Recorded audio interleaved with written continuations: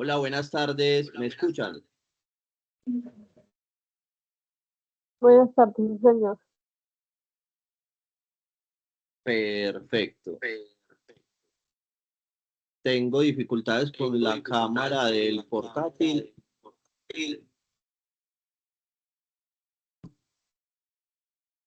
Puedo ponerla acá el celular. Muy bien. Permítame en un momento, pongo esto acá y damos inicio.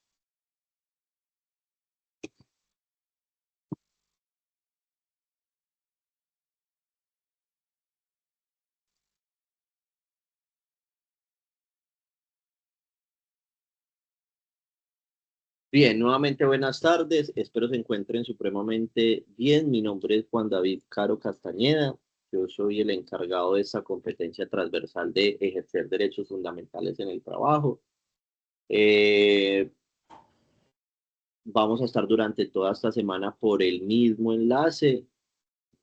La idea es poder ver primero el tema de cada uno de los resultados de aprendizaje y mirar cuáles son las respectivas evidencias que tiene este programa de formación.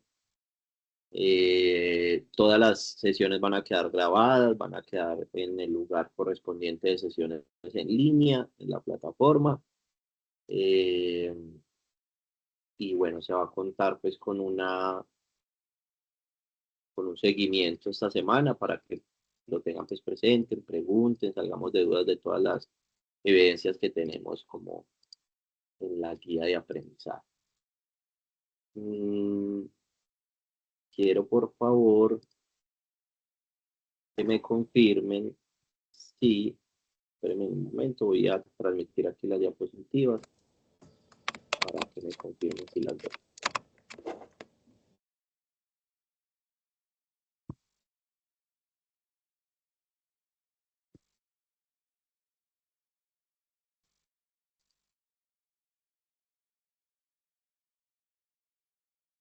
Aquí, las viendo.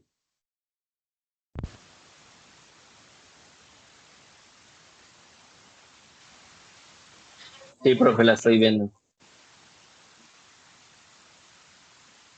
Están viendo las respectivas diapositivas. Listo, por ahí una reacción. Perfecto. Esta es la competencia transversal, ejercer derechos fundamentales del trabajo en el marco de la Constitución política y los convenios internacionales. Es una competencia transversal que está en el SENA, un producto del SINDESENA, el sindicato del SENA, en el cual plantean pues que es muy importante que todos los aprendices del SENA pues conozcan cuáles son sus derechos y deberes en el entorno laboral, ¿cierto? Y con todos estos cambios, incluso sociales, que van surgiendo cada día. Entonces, bien, nuevamente me presento, soy Juan David Caro Castañeda, abogado de profesión, especialista en derecho laboral. Estoy encargado de esa competencia transversal. Antes estaba en Magdalena Medio, ahorita me encuentro en Nordeste Antioqueño y soy el encargado de brindar también acompañamiento en esta parte virtual a nivel nacional. Veo que en este momento están conectados 14 personas aquí en la sala. Listo. Para cualquier duda, para cualquier inquietud, con mucho gusto. En Sajún aparecen todos los datos en mi perfil, del celular, del correo electrónico, en los foros o en el chat directo de Sajuna. También podemos, pues, como despejar cualquier duda o inquietud que vaya surgiendo. Bien. Eh, no sé si tengan una duda al inicio. De no serlo, comenzamos. Vamos a construir precisamente pues unos acuerdos con respecto a lo que va a ser esta competencia transversal. Esto es lo que yo manejo presencialmente, sin embargo, en la virtualidad lo que se maneja es que, bueno, si quieren opinar, pues alzan la manito o activan el micrófono y dice, profe, va a participar, participa. Eh, También el tema del horario, voy a estar conectado a las 6. Hoy tuve un inconveniente con el internet, pero bueno, me conecté un poco más tarde, pero a las 6 comienzo. Seguramente hay varios que trabajan, entonces estarán llegando en el transcurso de este tiempo. Y bueno, ya les tocará pues también ponerse al día con las grabaciones para los que lleguen muy tarde. ¿Hasta qué horas? Hasta que se nos agote el tema, no hayan inquietudes, se expliquen las evidencias, ahí terminaríamos como la clase. Puede ser antes, puede ser después, todo depende de no solo del tema, sino también de las inquietudes y dudas con respecto al tema y a la guía de aprendizaje. Y por último, el tema de la guía de aprendizaje. Esta competencia tiene 4 resultados de aprendizaje. La guía inicial o principal que propone es que son 12 evidencias, sin embargo yo bajé 4 evidencias, por lo que vamos a hacer en total 8 evidencias. ¿Listo? Porque me parece en este momento que son muchas evidencias para abordar el tema que perfectamente podemos abordar, 2 por cada resultado de aprendizaje. Entonces, como son 4 resultados de aprendizaje, son en total 8 evidencias. ¿Listo? Para que lo tengan en primero, pues como en consideración, dado de que son 12 en total, pero vamos a hacer solamente 8, que son las que yo voy a explicar respectivamente ahorita en la clase. ¿Listo? Permítame por acá, abro otro archivito donde les voy a mostrar ahorita cómo se califica, qué es lo que ustedes van a esperar del reporte final que yo les haga de esta competencia. Bien, vamos a avanzar. El primer resultado de aprendizaje y vamos a hablar primero de eso que nosotros somos como seres humanos, pero como personas. Eh, la persona como tal se puede, digamos, describir o se puede dar su significado o su concepto desde diferentes contextos o condiciones. Sociológico, como lo dice Aristóteles, somos un ser sociable por naturaleza y que se desarrolla en sociedad. El fisiológico va relacionado con eso de género de la especie humana, ¿cierto? Como el hombre o la mujer y ahorita pues con tantas variaciones que hay. Contexto psicológico que va relacionado con ese aspecto físico y psíquico para definir el carácter singular y único. Pero el que nos importa para esta competencia transversal o el que es más apropiado o conducente es el contexto jurídico. ¿Qué quiere decir?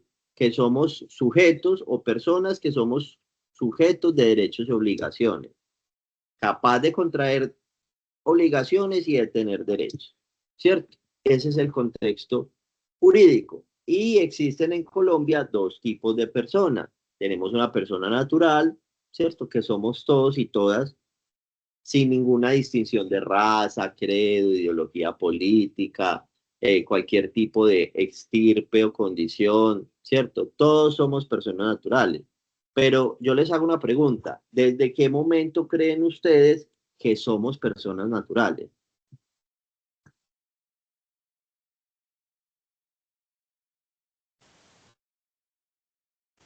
Desde que nacemos. Oscar Mauricio.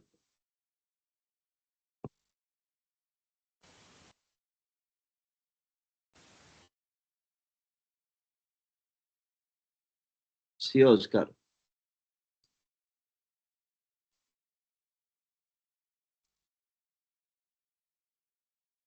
No te escucho.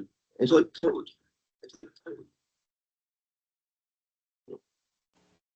¿Me escuchas?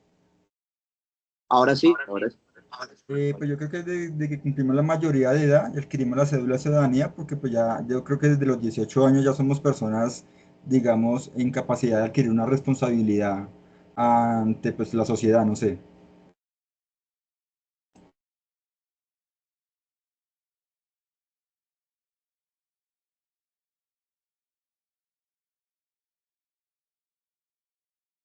Profe, no se escucha. Ahí sí se escucha. Sí, señor. Listo. Gracias. Decía que tienes razón en ciertas cosas. Por ejemplo, que la persona, al cumplir su mayoría de edad, está en esa capacidad de contraer esas obligaciones y tener esos derechos, ¿cierto? O más que tenerlos, más nos reflejamos más con el hecho de las obligaciones, ¿cierto? Pero se es persona natural desde el momento del nacimiento, ¿cierto? Desde que tú naces, desde el momento de nacimiento. ¿Cuál es el primer documento que adquiere esa persona? Ni siquiera el registro civil de nacimiento, sino el acta de nacido vivo, ¿cierto? Que es el primer documento que constata que esa persona que estaba en el vientre materno ha nacido viva, ¿cierto? Entonces, listo, nacido vivo. Y desde ahí se le da reconocimiento que es una persona como tal en Colombia. ¿Zoraide iba a decir algo o le contesté? Me contestaste. Muchas gracias, listo, me adelanté. Listo, entonces desde el momento del nacimiento. Y desde el momento del nacimiento, pues obviamente tenemos derechos. Como todavía no estamos en esa capacidad de contraer obligaciones, el ordenamiento jurídico estipula cierta edad, ¿cierto? Que no es completa, porque hay ciertos menores de edad que pueden hacer ciertas cosas, ¿cierto? Entonces hay que mirar, pero en regla general, como regla general, sí es a partir de los 18 años. Y tenemos una persona jurídica, ¿cierto? Que esas sí no son todos y todas, solamente los que quieran. Y es una persona ficticia, ¿cierto? Que es capaz de contraer obligaciones y derechos civiles, ¿cierto? Y ser representada judicial y extrajudicialmente. ¿Como quién? Como un representante legal de una empresa, como la constitución de un sindicato, como una fundación, como, bueno, otras figuras que contempla la ley para esa personería jurídica, ¿cierto? Profe, pero entonces yo ahí en la personería jurídica puedo contraer obligaciones, ¿cierto? Y ejercer mis derechos. Sí, y en persona natural no, también, pero hay un grado, digamos que, de formalismo muy diferentes. ¿Por qué? Porque en la persona jurídica, por ejemplo, un representante legal, ¿qué obligaciones podría tener como representante legal? Pues cumplir con los estatutos o todo lo que comercialmente está establecido, ¿cierto? Pagarle a nómina a los empleados, bueno, ciertas responsabilidades que son mucho más o responsable de IVA, otras responsabilidades que son mayores que una persona natural. No quiere que sea unas más que otras, pero tienen una connotación diferente. Y que una persona natural, pagar tu arriendo, pagar el crédito que tienes, ¿qué más puedes ejercer obligaciones como persona natural? Varias, ¿cierto? Pero la responsabilidad jurídica conlleva pues como digamos, un grado mayor comercialmente. ¿Listo?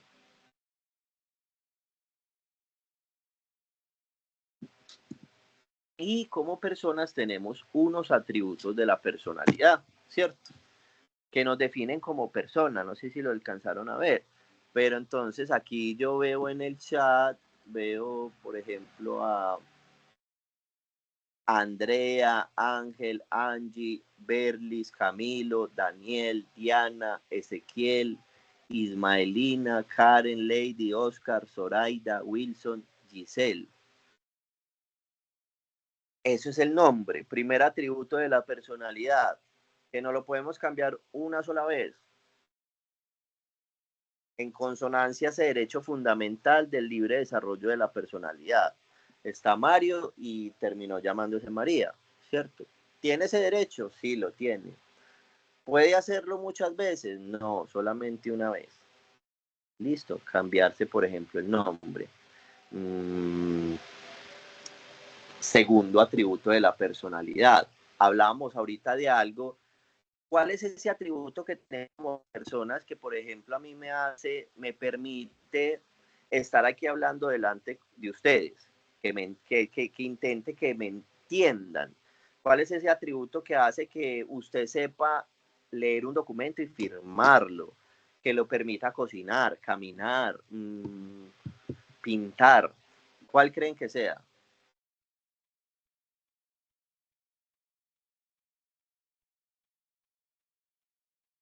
Es lo que te permite a ti como ser humano hacer algo.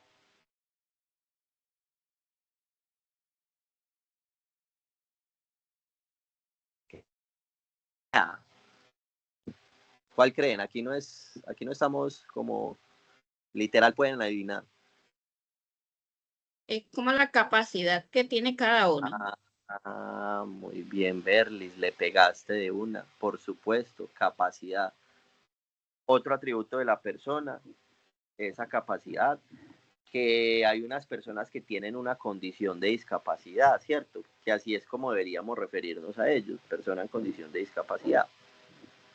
Y que no, ya sea física o cognitivamente, no está con las condiciones para entender o hacer algo, ¿cierto? Es esa capacidad que algunos seres humanos, la mayoría, ya no sea, a no ser que sea por situaciones pues, como de enfermedad o algo así, tenemos esa capacidad, listo. Tercer atributo de la personalidad, ¿cómo se llamará el conjunto de activos o pasivos que tiene una persona? Y ustedes que están estudiando contabilización o algo.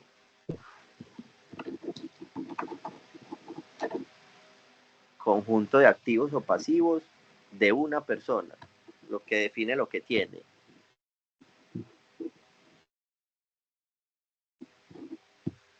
Ay, los corché, en serio. Andrea, Ángel, Angie, Camilo. Conjunto de activos. Por ejemplo, yo tengo, por ahí lo dijo Ángel. Muy bien, Ángel. Patrimonio, ese conjunto de activos y pasivos que tiene una persona, su patrimonio, eh, sus carros, sus lotes. ¿Cuáles son sus pasivos? Sus obligaciones, sus créditos, sus letras de cambio. Bueno, tenemos un cuarto atributo de la personalidad. Vamos a ver, pues yo soy colombiano. Si aquí hubiera otra persona que no sea de Colombia, primero tendría derecho a estar acá y segundo, ¿cuál sería el atributo de la personalidad? Nacionalidad. Muy bien, Berly, nacionalidad. ¿Y qué crees? Si aquí en este momento tenemos una persona de otro país, ¿tendría derecho a estar acá en la clase? Pues yo opino que sí, porque la verdad es que Colombia es un estado de libre derecho y eso influye en que también, a pesar de personas que no son del país, puedan tener las mismas oportunidades, porque igual somos personas y constitucionalmente o sea, nos protege a esas personas que están fuera de su estado y están aquí. Perfecto, muchas gracias, Berly. Muy bien, excelente, clarísima mente, pero porque tenemos algo que se llaman derechos humanos, ¿cierto? Que los tenemos universalmente. Y Colombia tiene una constitución que está basada en el Estado Social de Derecho. ¿Y qué quiere decir? Pues que tú tienes unos derechos innatos por haber nacido, ¿cierto? Entonces, si aquí hay educación gratuita, ¿por qué le podemos dar al colombiano y no a los otros? ¿Cierto? El SENA es una institución pública que es encargada de velar por esa formación gratuita profesional y por supuesto hemos tenido alumnos de Venezuela claramente, de Ecuador, entonces sí, sí se puede, aquí estaría, está totalmente en su derecho. Listo, y tenemos otro atributo de la personalidad, eh, el domicilio, pero no lo confundan con el domicilio que hacemos para pedir las salchipapas, ¿no? Es el domicilio, que es ese lugar de residencia, el lugar en donde yo convivo, en el espacio, ¿cierto? Que yo habito. Y por último tenemos el otro atributo de la personalidad que va relacionado con el estado civil, ¿cierto? Entonces, ¿cuáles creen que son los estados civiles? A ver, yo veo, ¿cuáles creen?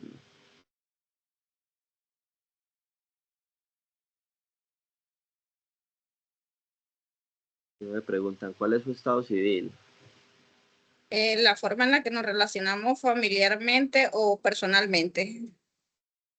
Como cuando uno le preguntan, o sea, la referencia que yo tengo de estado civil es cuando uno le preguntan es soltero, viudo, divorciado, Eso, casado. eso, eso es, perfecto, eso es Berly. Sí, vamos a empezar por el primero, entonces, soltero, ¿cierto? ¿Qué se entiende como soltero? Soltero es aquella persona que no tiene un vínculo matrimonial ni extramatrimonial con alguien, ¿cierto? Incluso los que tienen novio o novia. Pues porque jurídicamente hablando no existe el noviado ni el noviada. No, usted no ha formalizado algo. Usted jurídicamente está soltero, pero ahora es que vayan a desmentir pues que tienen una relación con los novios. No, no. Pues jurídicamente hablando no existe el noviado. Listo. Primer estado civil, soltero. Persona que no tiene un vínculo matrimonial o extramatrimonial con otra persona. Segundo estado civil. De ahí, ¿qué pasaría? De soltero a qué puedes pasar. A casado.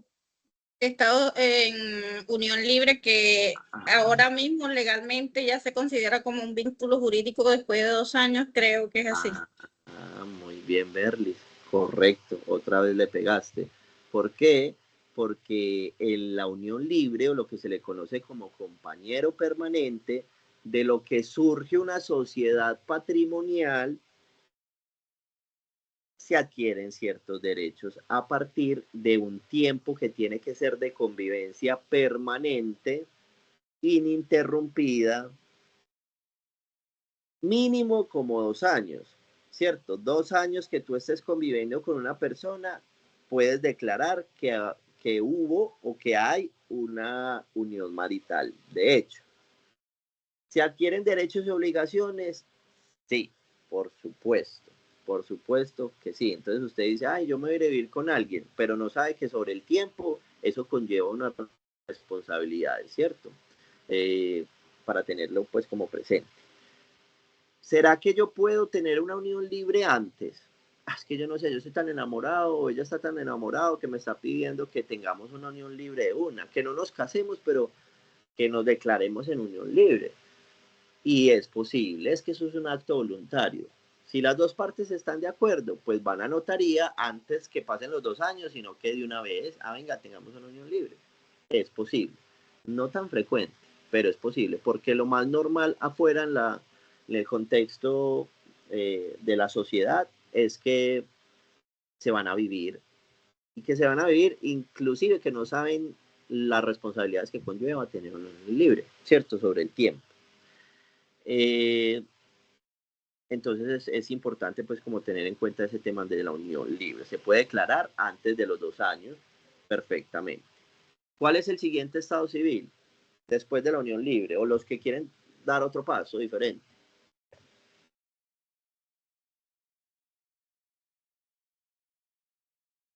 Casado. Listo. Zoraida, casado. Sí, casado. Aquella persona que tiene un matrimonio civil y un matrimonio religioso, lo más común, ¿cierto? Lo más tradicional de la sociedad, que es que se celebra la boda en donde se suscribe un acta de matrimonio religioso y se supone que eso de una vez tiene que pasarse a notaría para que quede sentado por lo civil. Pero es deber también de la pareja o de los recién casados que se cercioren de que lo hagan entonces ante lo civil, que lo lleven ante una notaría, ¿cierto? Porque tienen para mí mucho más peso en cuestión de derechos y obligaciones. Eh, cuando una persona se casa, se tiene una sociedad conyugal, ¿cierto? Y no es necesario que siempre haya matrimonio, por ejemplo, religioso. Eso va muy de acuerdo de tu sistema de creencias. Hay que tener en cuenta que generación tras generación han persistido una serie de religiones en donde en un país que es tan multidiverso, muchas personas pues son de diferentes religiones y entonces eso está como en una base de datos en donde están todas las religiones ¿cierto? Y donde se puede suscribir un acta de matrimonio religiosa. Si tú no crees en eso, en ninguna de esas, pues perfectamente te vas por lo civil y ya. O haces una ceremonia, o hay personas que, por ejemplo, se van a un crucero, o se van para la playa, o hacen otro tipo, pues, como de cuestiones. También es válido. Listo. ¿Cuál es la diferencia entre ese estado civil de unión marital de hecho y estar casado o casada? ¿Por qué existen los dos? ¿Son iguales? ¿O qué los hace diferentes? ¿Qué creen?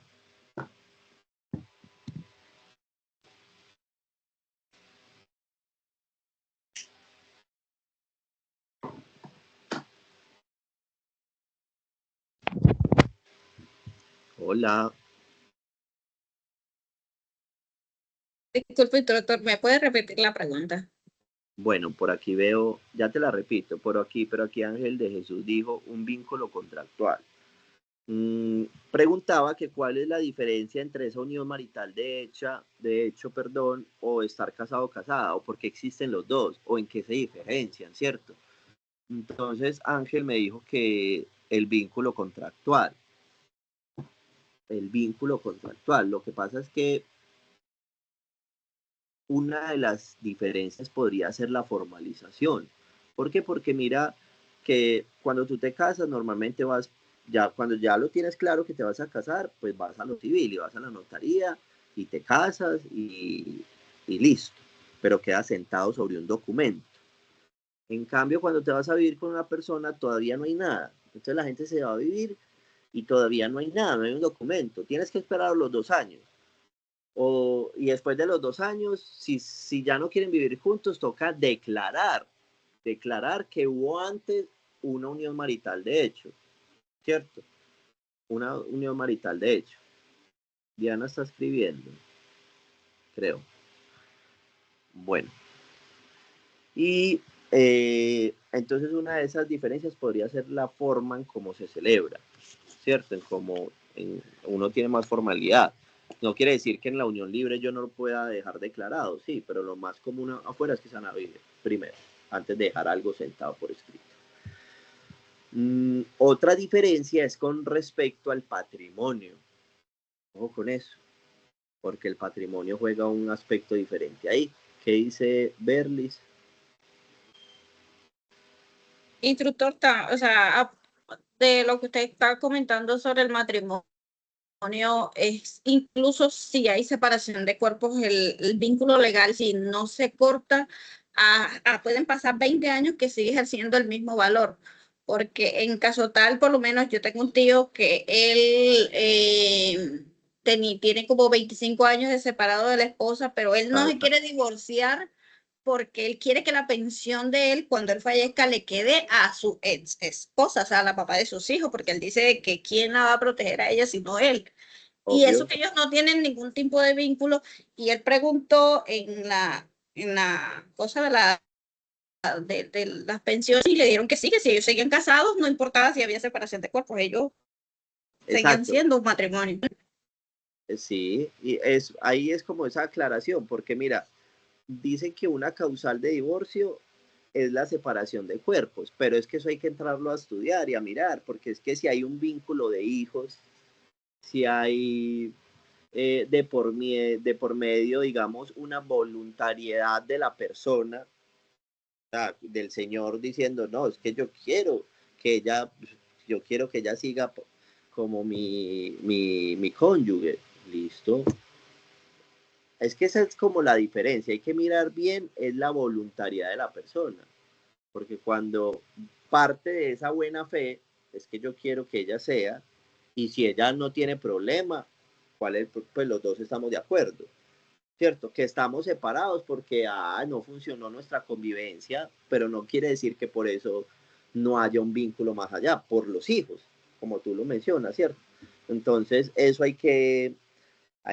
ha venido avanzando ciertas cuestiones, digamos, en el ordenamiento jurídico, para que esa separación de cuerpos no sea una causal digamos, tan normal, que haya que justificarla el porqué, ¿cierto? Una cosa es separación de cuerpos, pero que no cumplió con sus obligaciones, o que se perdió, o que no sabe dónde está, ¿cierto? Como una cuestión de una causal que sea agravante para esa situación. Perfecto. Por acá dice, ya después diría divorciado, disolución, separado cuando no hay convivencia, y viudo, falleció cónyuge.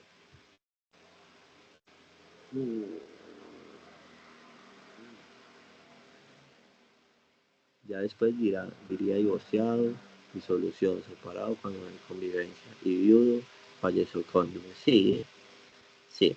Ya vamos para esos estados civiles, aunque no me aparece el usuario con el nombre, pero sí. Diana, creo que es Diana, sí. Perfecto, entonces listo. Y una de las diferencias que hay entre estar casado en tener esa unión marital de hecho es el patrimonio, les mencionaba. Entonces, por ejemplo, en la unión marital de hecho, cuando tú te vas a vivir con una persona, solamente tienes derecho, mejor dicho, tienes el derecho solamente de compartir con tu compañero permanente la mitad de lo que hayas conseguido con ella desde el momento en que se fueron a vivir. Si se fueron a vivir juntos y consiguieron cosas, esas cosas son de los dos, obviamente a partir de los 2 años, para tenerlo presente, ¿cierto? Se parte solamente o se disuelve o se liquida el patrimonio solamente de la mitad de lo que lograron tener juntos, conociéndose, mejor dicho, más que conociéndose, desde el momento en que se fueron a vivir juntos. El patrimonio de ahí para adelante se divide. Y ojo que en el patrimonio entra lo que hablábamos ahorita, activos y pasivos. ¿Quién tiene alzada la mano? Berlis, no alcanzo a ver. Yo, Listo. Ángel. Listo. Yo tenía una pregunta ahí. O sea, por ejemplo, ¿una unión libre puede hacer capitulaciones o eso es solamente para cuando adquieres el vínculo contractual, es decir, cuando te casas jurídicamente, por así decirlo? Listo. Entonces, bien. Las capitulaciones aplican es para el tema de el matrimonio como tal, del estado civil para casarse. ¿Por qué? Porque ahí entra patrimonio que es de antes, ¿cierto? Entonces incluso hay patrimonio que es heredado o hay un patrimonio que se tiene antes de conocer a esa persona, ¿cierto? O en algunas cosas, obvio, después, pero tú llenas las capitulaciones es para proteger tu patrimonio como tal. Entonces, decir, yo no estoy dispuesto a compartir esto, porque yo lo tenía antes. Entonces, firmemos un documento en donde, pues, lo mío siga siendo mío y lo suyo siga siendo suyo, pero solamente aplica para el matrimonio, ¿listo? Cuando es por la unión libre, a partir del momento de la convivencia, es como, me voy a ir a vivir con esta persona. ¿Por qué tengo que decirle al ordenamiento jurídico como que me voy a ir a vivir con ella, pero protejo el patrimonio del cual yo voy a estar construyendo con ella? ¿Crees que hay un vacío ahí? ¿Crees que podría salir algo para que también se pueda proteger por la unión libre?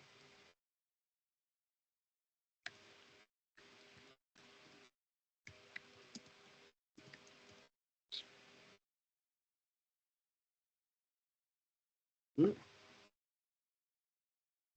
¿Me voy a repetir? tranquilo. No le escucho. No, tranquilo, no pasa nada. La cuestión es que comprendas pues que las capitulaciones aplican más que todo pues para el matrimonio civil, ¿cierto? Tú puedes hacer unos acuerdos en la unión libre, ¿cierto? Pero ten en cuenta ese tema pues como de los 2 años de convivencia. Bien. Pasemos al último estado civil, al último atributo de la personalidad, ya lo mencionamos todos. Así ya están absolutamente todos ahí.